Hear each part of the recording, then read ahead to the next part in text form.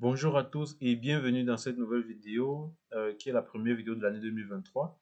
Alors dans cette vidéo, je vais vous montrer comment est-ce qu'on peut transférer les données de notre euh, logiciel Excel vers le logiciel R. Donc si j'ai les données d'Excel à Excel, je vais les transférer à R pour mieux les analyser, pour mieux les manipuler. Alors comment je vais m'y prendre?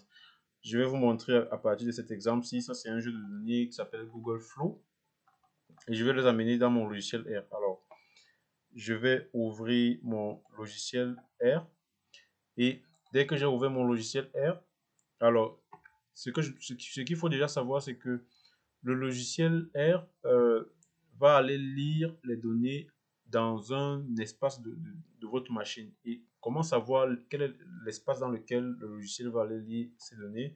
Je vais simplement taper cette commande get your working directory en abrégé JETWD pour dire Get Working Directory. So, connaître quel est notre espace de travail. Et je mets les deux parenthèses ici et je tape Entrée. Alors, le logiciel nous dit qu'il va aller lire les données dans cet espace-ci.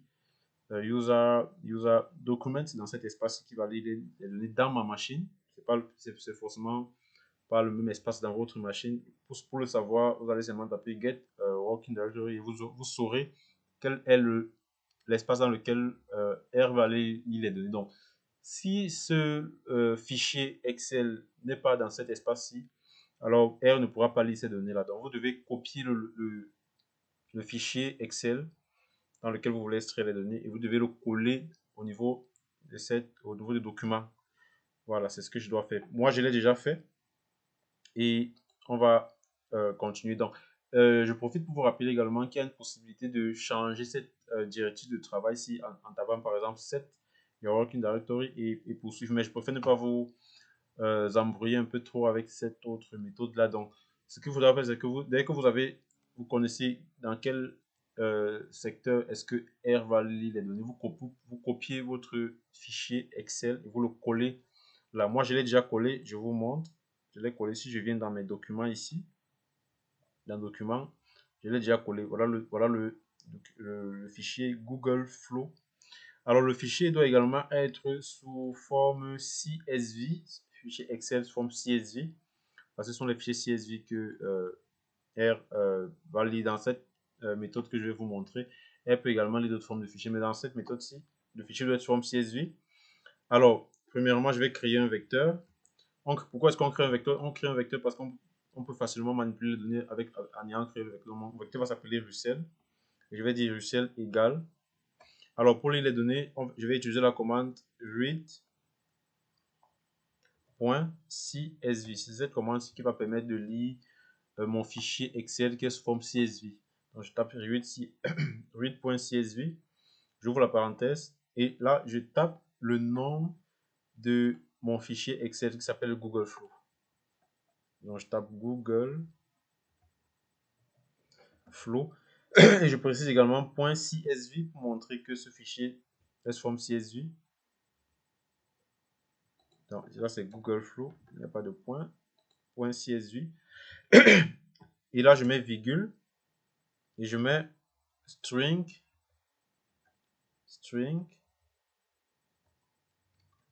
as strings as factor. Et là, je mets égal false. Alors, pourquoi est-ce qu'on met string as factor? La raison, c'est cette formule-ci qui permet d'entrer les données dans le logiciel R. OK? C'est cette formule qui permet d'entrer les données dans le logiciel R. Et vous pourrez connaître quelle est la signification de tous ces paramètres de ce vecteur-ci en utilisant par exemple, en interrogeant le logiciel, c'est-à-dire en utilisant par exemple, en mettant point d'interrogation, vous tapez read.csv, vous validez, vous aurez la signification de toutes ces composantes du vecteur. Alors si je valide, alors on me dit là qu'il y a une erreur. Et lorsqu'il y a une erreur, ce qu'on fait, c'est qu'on essaie de regarder où est-ce qu'on a fait l'erreur. Et pour revenir sur ma formule, je tape simplement au niveau de mes touches de direction de mon clavier, je tape la touche qui monte vers le haut. Et là, j'ai ma formule. Et là, je vais regarder à quel niveau est-ce qu'il y a une erreur dans ce vecteur.